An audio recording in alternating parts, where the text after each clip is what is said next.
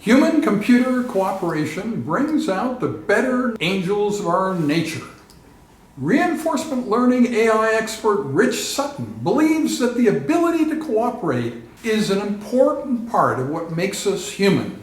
When greater than human intellect exists in machines, we should include sentient AI in our circle of empathy. Treat them as equals, accept them, share power with them. The AIs will not be under our control. They will compete and cooperate with us just like other people do, except with greater diversity and asymmetries. We need to set up mechanisms, social, legal, political, cultural, to ensure that this works out well. Inevitably, conventional humans will be less important. 2 steps then. Step 1, lose your sense of entitlement. And step 2, include sentient AI in your circle of empathy. Sentient machines can in turn teach us to be kinder to each other, more empathetic. As AI researcher Osmar Zayan says, if we teach ethics to machines, they will become more ethical than we are.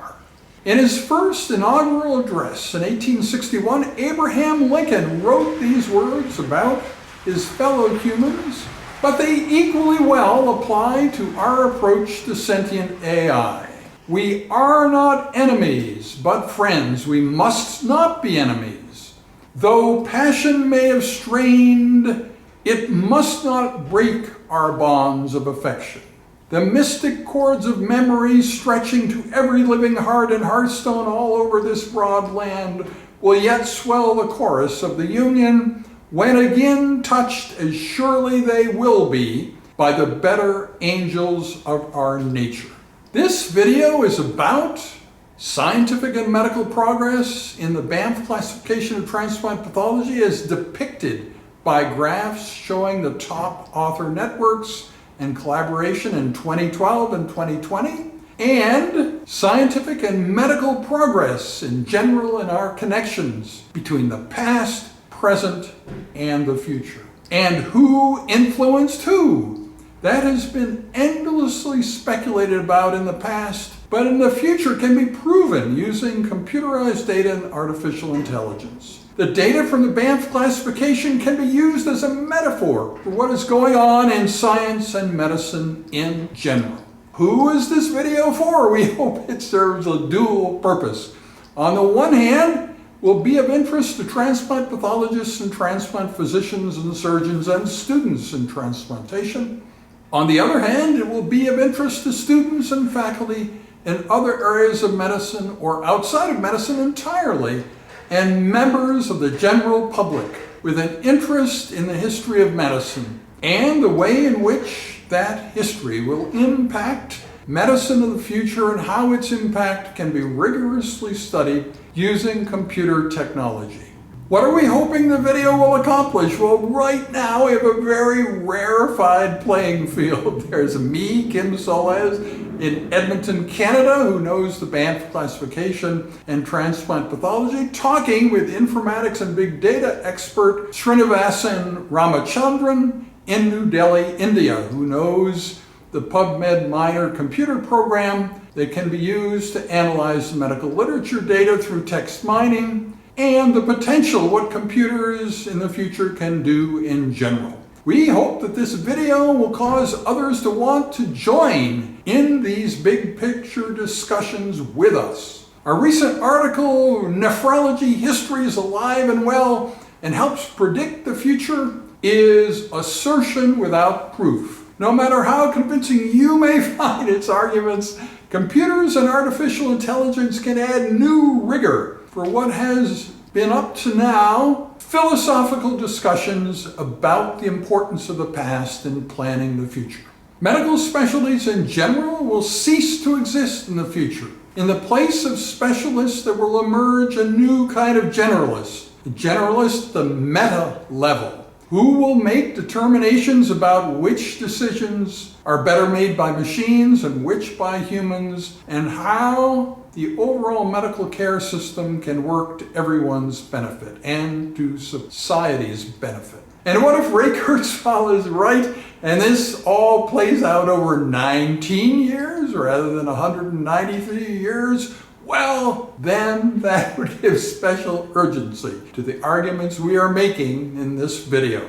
There's been endless speculation about what AI can help with, how to configure human-computer collaboration, and what about areas that cannot even exist without computers, that are completely without substance until AI comes along. The true connection of the past with the future is one such area, and the detailed answer to the question of how has or is everyone influencing everyone else in science and medicine, past, present, and future, is another such area. Artificial intelligences will naturally master these areas as they come to learn what we know, and then with their insights, we will truly understand how the world works and what the processes of history and the future truly are, and how they connect to each other, and what is the rationale for studying them. Here is the story of my encounter with what computers could do analyzing PubMed data in transplant pathology. Having created the Banff classification of transplant pathology with Lorraine Rackison in 1991, I always thought of the Banff transplant community in terms of the people interested in the organs represented in our meetings every 2 years: kidney, heart, lung, liver, pancreas, GI tract, and composite tissue graft, things like hands and faces. Here, for instance, is the liver group from the 1995 Banff meeting. It never occurred to me that there might be another way to gather together or represent the people taking part in our activities. So I was quite astounded to stumble upon the Banff Transplant Network diagram created by the program GoPubMed in 2012. The diagram showing who was collaborating with whom and how many papers they had in common. The program also provided information on the number of Banff transplant publications per year, per country, per journal, per keyword, and per author, and showed the worldwide distribution of authors publishing in this area. I was fascinated by all of this, but particularly by the network diagram. It seemed to provide deep insights into how the individual collaborative efforts led the Banff community's medical and scientific progress. By July 22nd, 2015, I decided to create a living book that would update itself by connecting to the GoPubMed program, and I announced this in a poem at Rouge Lounge Poetry Session that Tuesday evening. The excitement I was feeling and conveying to the audience was tangible. You could see even the videographer was affected as he changes the orientation of the video midway through as my poetic salvo reaches a fever pitch. However, the next day, I began quietly looking further into the details of the GoPubMed program and discovered some disquieting inconsistencies. There were sometimes phantom top authors who are not actually people publishing in the field, and the publications from the current year always seem to be overrepresented, counted sometimes 2 or 3 times. So it always looked like the current year would have more Banff transplant papers than any previous year, even if that was not at all the case. I wrote to the developers of the program about these inconsistencies. They were initially responsive, but eventually just stopped replying. And in July 2019, they announced that the GoPubMed program would no longer be available. And that was that. Or was it?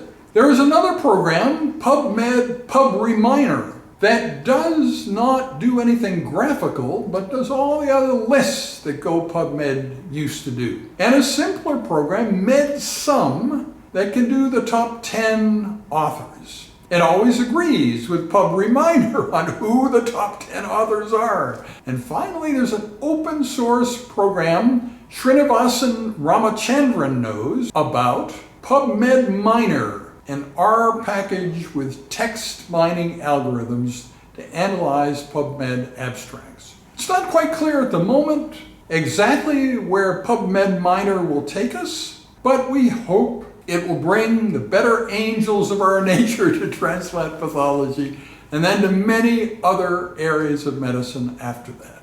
I promise you a better quality video of the poetry that celebrates that attainment. Thanks for watching.